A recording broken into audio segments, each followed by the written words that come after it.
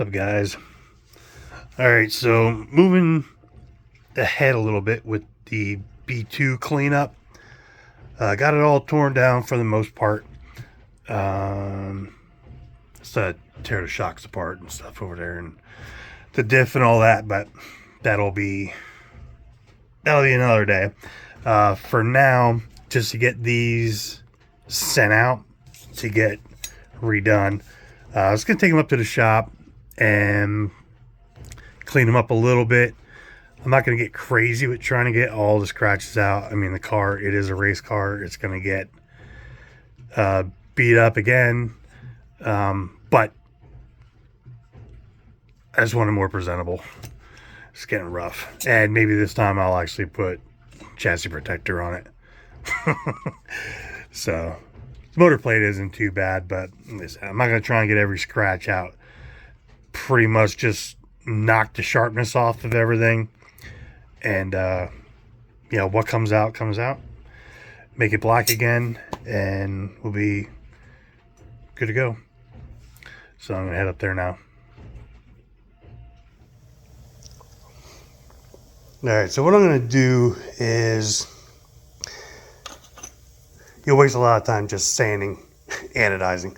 So I'll throw it in the Class B cabinet, which unfortunately has sand in it now because epoxy primer sticks better to sandblasted metal than glass bead metal. It is kind of worn out, so it shouldn't etch it too bad, but you know, honestly it doesn't really matter because I'm going to be sanding it anyway. But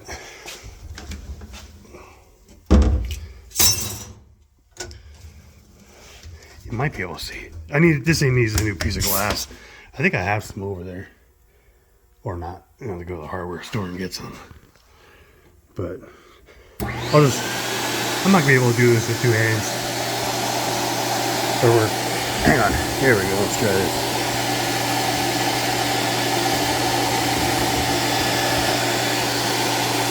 It's probably going to fly everywhere.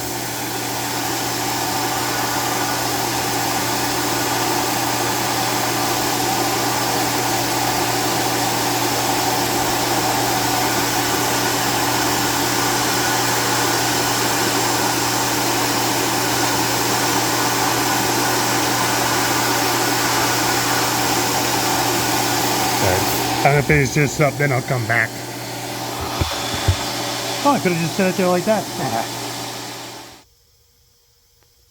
Alrighty.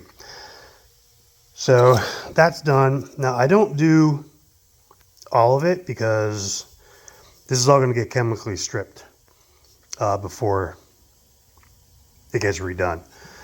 Because if I strip it myself, then I gotta metal finish all of it, and it ain't no restoration. So all I gotta do is just clean up what's bad. The rest of it can be chemically done. And I'm not gonna, like a lot of guys, you know, they take this stuff to the point of like Christmas ornament, shiny, you know, like real polished aluminum, and then have it. No, that's not getting done. You know, my goal is to match that. I don't want it looking any different than what the factory does. So probably going to start off with like 180 on a block, keep it flat. Like 180, 220, 320, 400, 600. I'll probably stop with 1,000 and then put like a red scuff pad or a gray scotch pad on my DA. And go over them with that to try and get rid of like the straight scratches, you know, just trying to get the sand scratch pattern out of it is what my goal is. So I'll start going at that and show you what it ends up looking like when it's all done. All right, here's a quick look. So this is just 180 with a block. So really, since I'm not trying to go like for perfection with this, really what I'm trying to do is knock down the real nasty scratches, but also remove the texture from the sandblasting. Because when you sandblast, or when you're really not supposed to anodize over a sandblast finish. A lot of times it doesn't work quite right.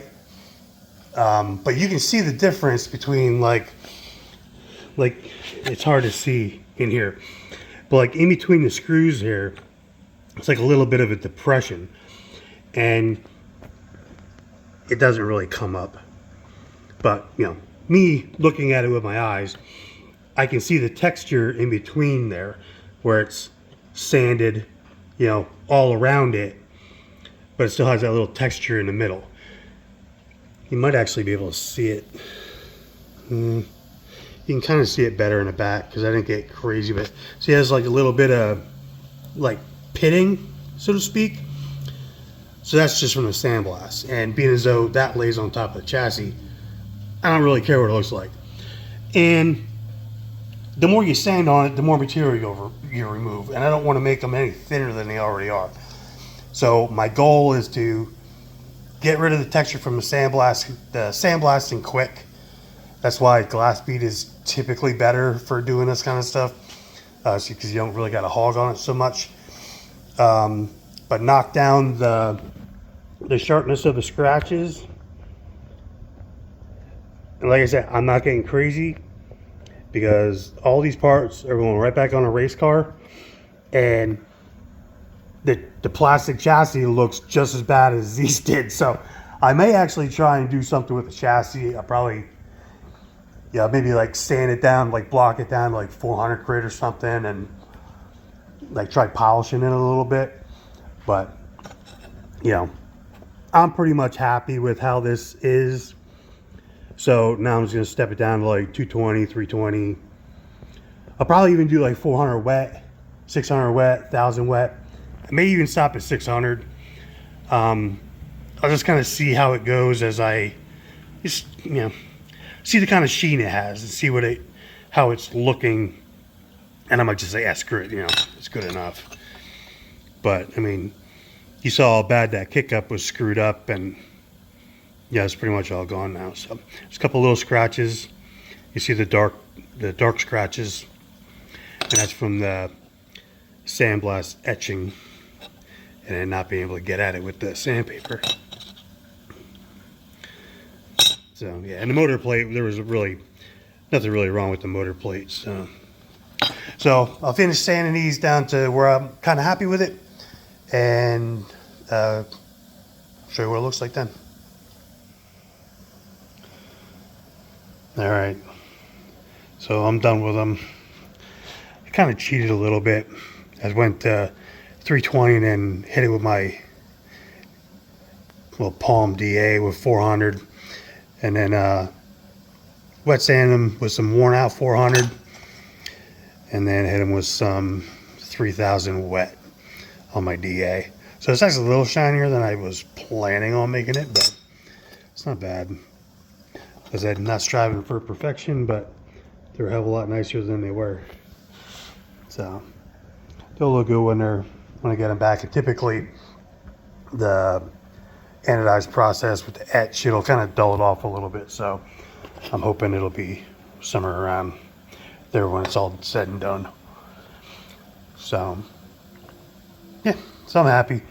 With all these clips, it's kind of turning into a whole video just with this. So I guess we're gonna leave this one just on this one, and get these parts sent off, and I'll do I guess we'll consider this part 2 of the B2 build. And yeah, when I get on the other parts, I'll do another video when I start some of the other stuff. All right, see you guys on the next one.